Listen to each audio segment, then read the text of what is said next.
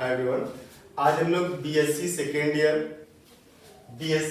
Year Mahatma Gandhi Kashi विद्यापीठ university के 2018 के question करेंगे। जो क्वेश्चन नंबर 1 होता है, जो कंपलसरी होता है, उस कंपलसरी क्वेश्चन में क्वेश्चन नंबर 1 में define dimension and bases of vector space. किसी भी वेक्टर स्पेस की डायमेंशन क्या होगी और बेसिस कैसे डिफाइन करेंगे। तो आप देख सकते हैं dimension is equal to number of elements in basis. किसी भी वेक्टर स्पेस के बेसिस में जितने एलिमेंट होंगे उसे डायमेंशन कहा जाएगा। आप यहाँ पे एग्जांपल लिख सकते हैं कि for example dimension of R2 over R is 2 and dimension of R over R is 1. Dimension of R over Q is infinite. दूसरा वर्ड था आपका बेसिस। तो बेसिस जो है वेक्टर स्पेस का ही सबसेट है। हम लोग बेसिस की बात करेंगे। Basis is non-empty subset such that means आप एक सबसेट उठाएंगे कि let capital V over F, capital V over F be a vector space and let capital B is non-empty subset of V such that पहला शर्त, इसमें हम लोग दो शर्त की बात करेंगे। पहला तो ये है कि फर्स्ट है कि B is linear combination of elements of this capital B। Capital B में जितने एलिमेंट हैं उन एलिमेंट्स के लीनियर कॉम्बिनेशन से वेक्टर के सारे एलिमेंट मिल जाने चाहिए। और दूसरी कंडीशन है कि जो B है B इज लीनियरली इंडिपेंडेंट। ये लीनियरली इंडिपेंडेंट होना चाहिए। This is linearly independent. तो B लीनियरली इंडिपेंडेंट होना चाहिए और B के लीनियर कॉम्बिनेशन से B के प्रत्येक एलिमेंट मिलने चाहिए।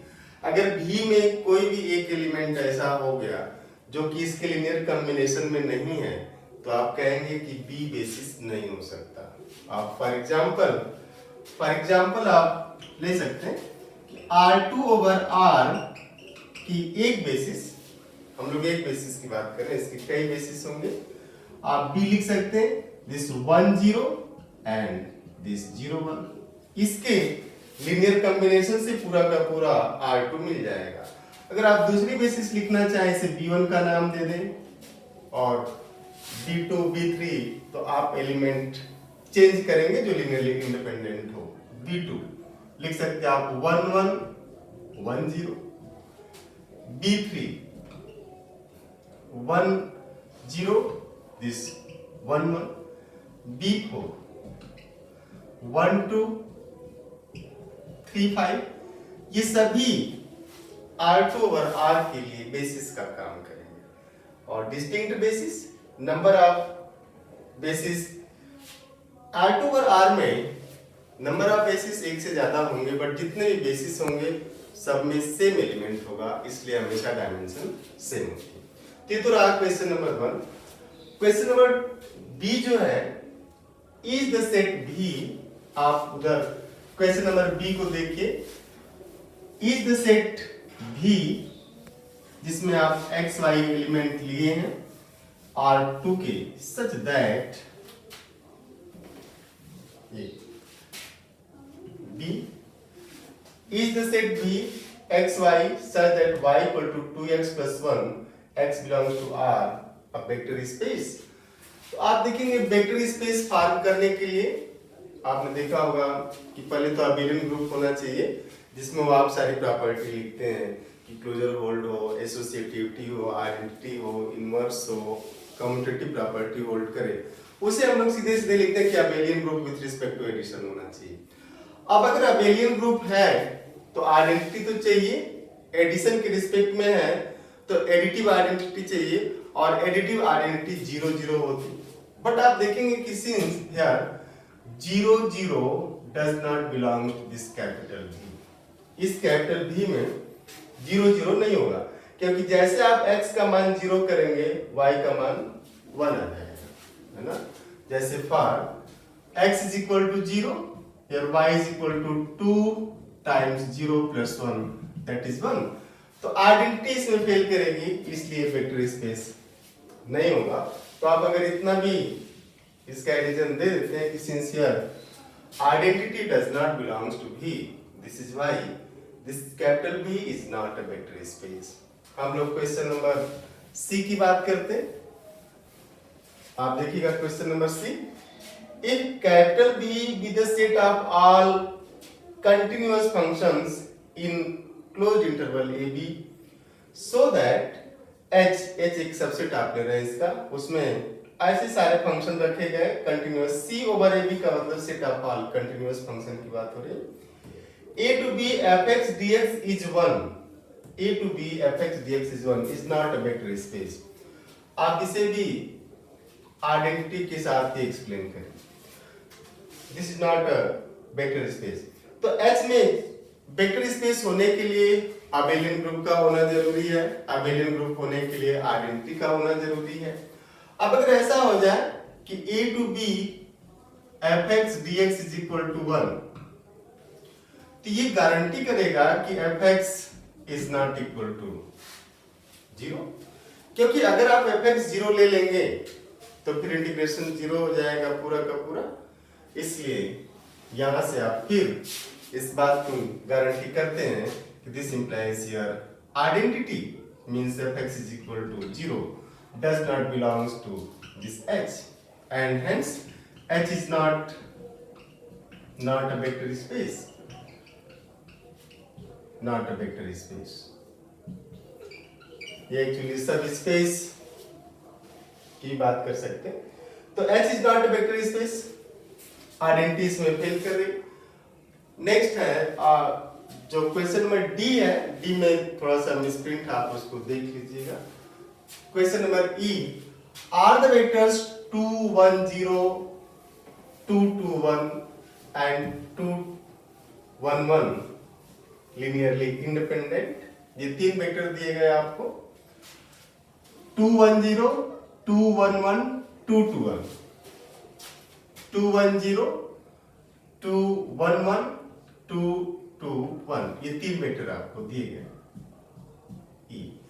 लिनियरली इंडिपेंडेंट देखने का दो वे है।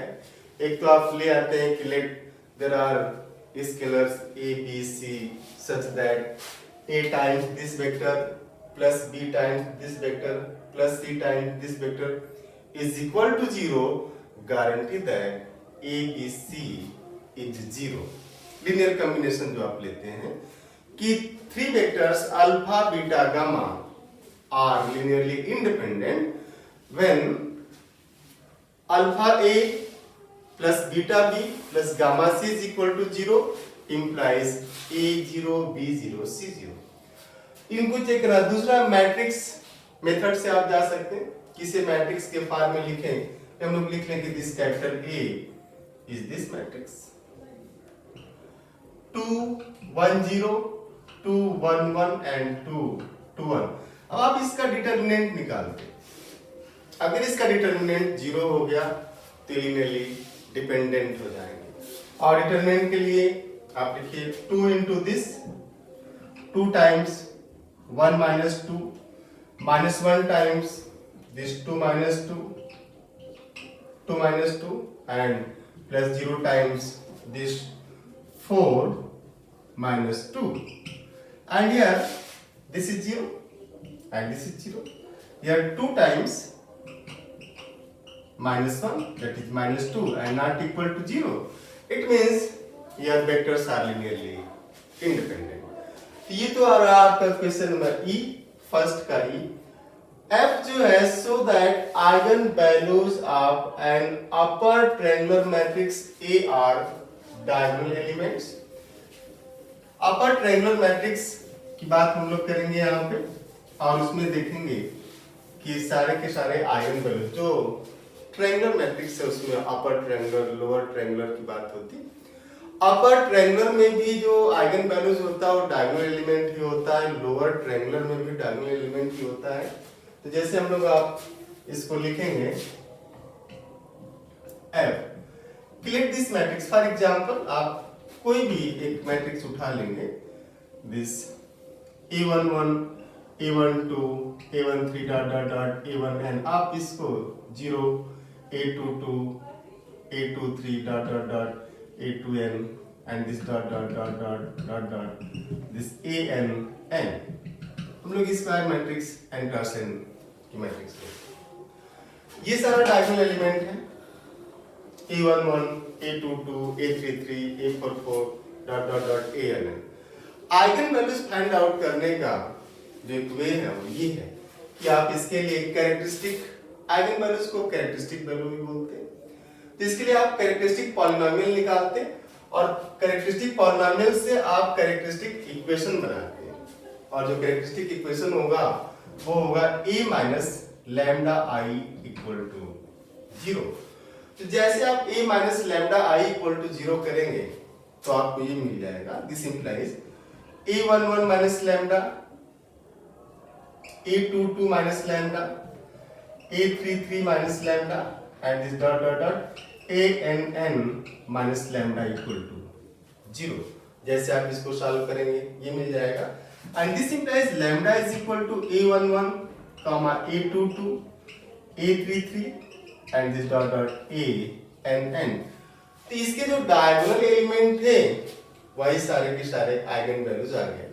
तो आपने इसको शो किया, so that the eigen values of an upper triangular matrix A are diagonal elements of A।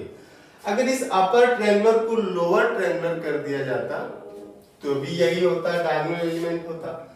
अगर इसकी जगह स्केलर मैट्रिक्स केवल कर दिया जाए, केवल डायगोनल मैट्रिक्स कर दिया जाए, तो भी आप इसको सॉल्व करते इसी तरीके से। क्वेश्चन नंबर जी है इसका, determine the values of K so that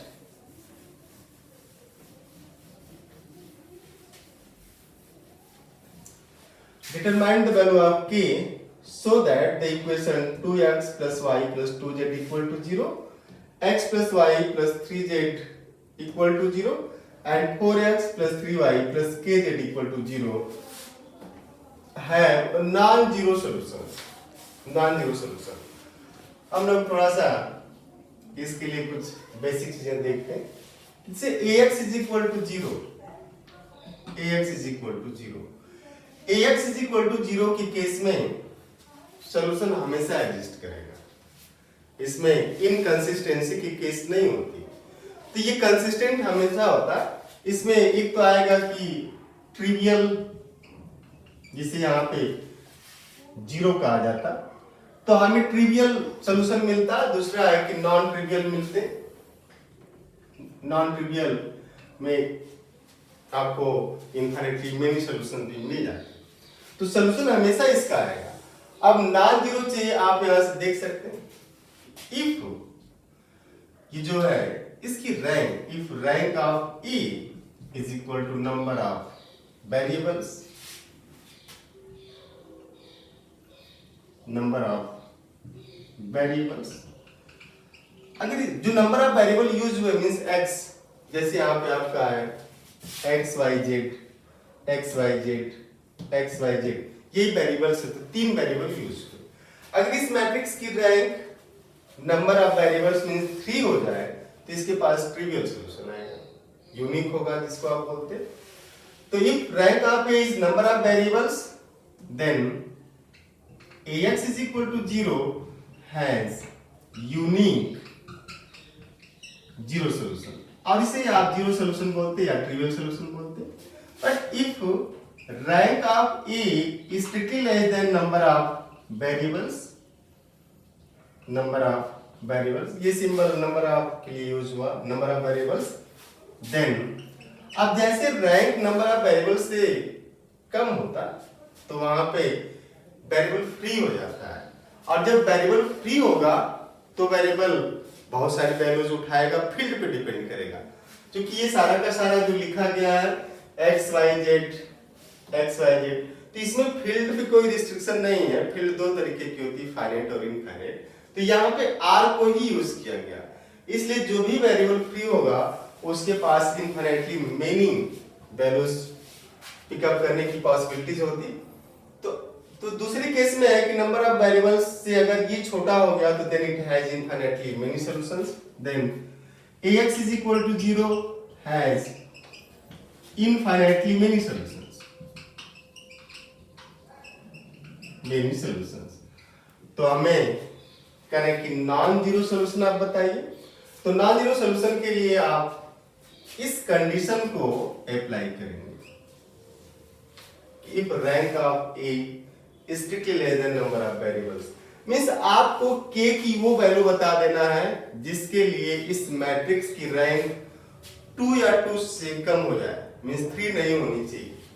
तो जैसे हम लोग इसे मैट्रिक्स फॉर्म में जब लिखेंगे, आप देखिए 2x plus y plus 2z equal to 0 and x plus y plus 3z equal to 0 and 4x plus 3y plus kz equal to 0। आप इसे मैट्रिक्स फॉर्म में लिख सकते हैं ऐसे, this is 2 1 4 and 1 1 3 2 3 k, this is x y z equal to 0 0 0। आप इसे matrix A का नाम दीजिए, ये x है, दिस इज योर 0। इस मैट्रिक्स A की रैंक 2 या 2 से कम कर दीजिए, k के किस वैल्यू के लिए होगा, आपको बस यही पूछा जा रहा था। तो now find rank of k, this matrix A is here 2 1 2 1 1 3 4 3 k। इस मैट्रिक्स की रैंक लेस देन k 3 हो, इसके लिए आप k की वैल्यू पुट करते, तो 3 तो तब होगी ना when determinant of a is not equal to 0, then rank of a is 3। अगर ऐसा हो तो रैंक 3 होगी। But if determinant of a is 0, उस केस में रैंक इसकी लेस देन 3 हो जाएगी। तो आप इसके डिटरमिनेंट को निकाल के 0 कर दीजिए और k के लिए सॉल्व कर दीजिए, k की वैल्यू वही आएगी। आप ये एक मैट्रिक्स है, इस मैट्रिक्स A में कर रहे हैं कि product of 2 eigen values of this is 16। आप मैट्रिक्स लिखेंगे पहले, A is this matrix 6 -2 2 -2 3 -1 2 -1 3। Eigen values होता क्या है, अगर हम लोग 3x3 मैट्रिक्स की बात करेंगे तो जो इसका आइगन वैल्यूज होगा वो एट मोस्ट 3 होता, बट जो आइगन वैल्यूज है इनका सम इसके ट्रेस के बराबर होता, जो इसका ट्रेस है। सम ऑफ, अगर ये 3x3 का मैट्रिक्स है तो इसके 3 आइगन वैल्यूज हम लोग लेंगे कि let λ1 λ2 λ3 are eigen values of this matrix A, then λ1 plus λ2 plus λ3 is equal to trace of this matrix, trace of matrix A, and trace of matrix A is 6 3 3, that is 12, okay.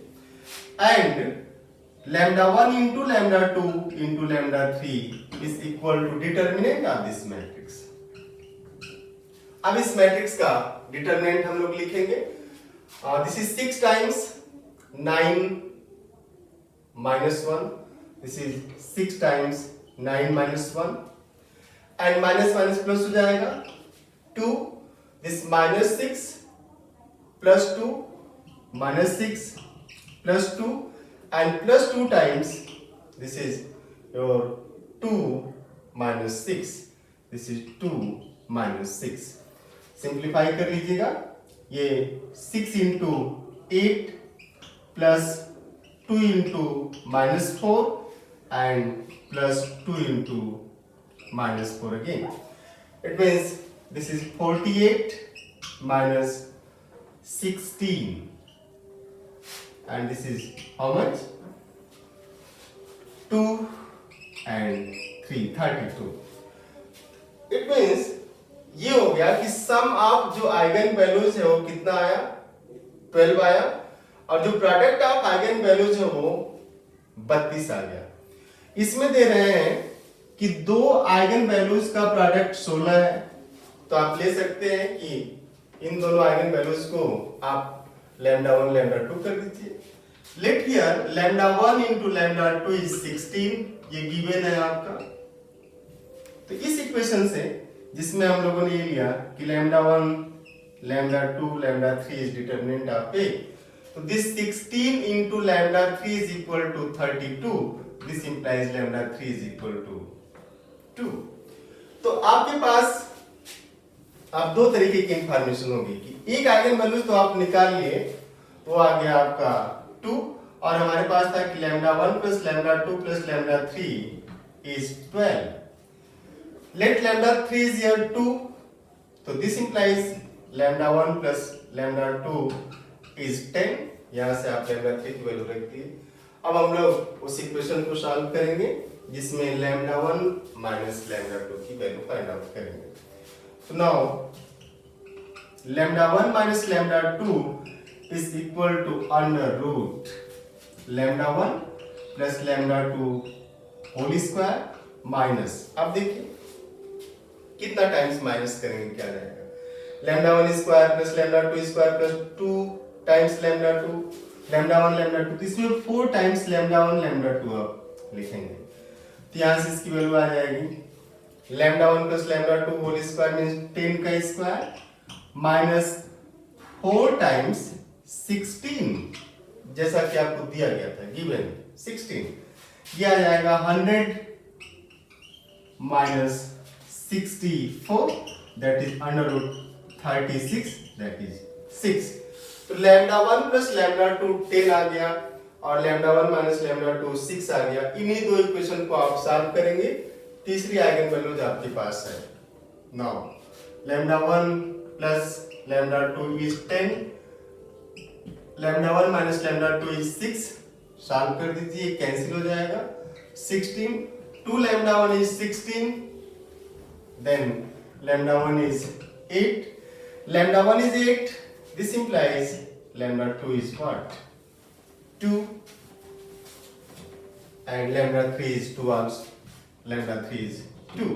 और आपने देखा सम of eigen values 12 था 8 plus 2 plus 2 12 आएगा, product of two eigenvalues जो दिया गया था आपको 16 ये 16 था।